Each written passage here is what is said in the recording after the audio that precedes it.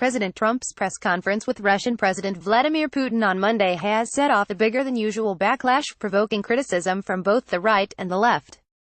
It has also presented a quandary for those who work in the Trump administration, who seem unable to guide or influence the president in any real way when it comes to Russia.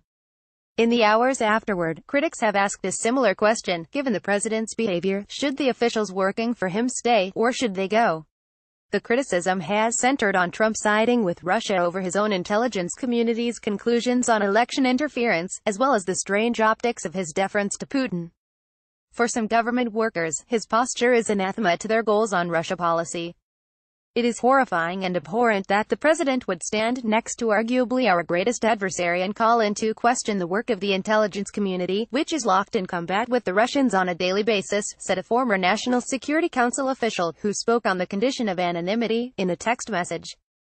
Asked whether those national security officials serving under Trump should resign, the source said, "Yes, on some level one think they should resign. However, they did take an oath to defend the Constitution from all enemies, foreign and domestic. If they resign, who is left to try to save things?"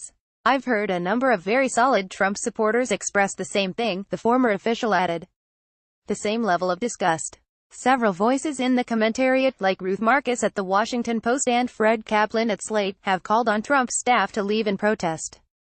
"This is an outright rebuke of the men and women who head his intelligence agencies," echoed Nicole Wallace, a former Bush White House official, on her MSNBC show on Monday. How does CIA Director Gina Haspel stay on the job? How does Director of National Intelligence Dan Coats stay on the job?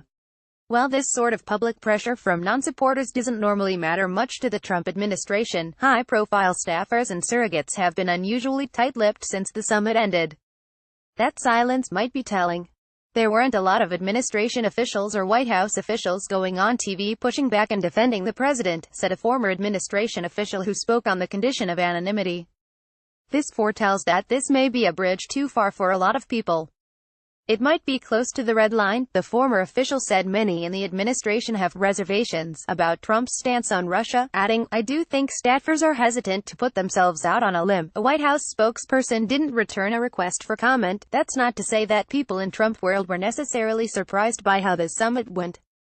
"I fully expected a train wreck," said former Trump advisor Sam Nunberg. Reason being is that one, the legal nuance of Trump having to say, yes, there was meddling, but no collusion, is something he'll never do, because he thinks he's giving an inch. So far, no officials have stepped down in the wake of the summit, and recent history doesn't point in that direction, despite the resignation question floating around Washington. Hawks like National Security Advisor John Bolton have stayed in place despite a series of foreign policy moves that go against their views, including Trump's diplomacy with North Korea. Bolton's spokesman didn't respond to a request for comment, but the distance between how Trump acted in Helsinki and what some of his advisors have called for is hard to reconcile.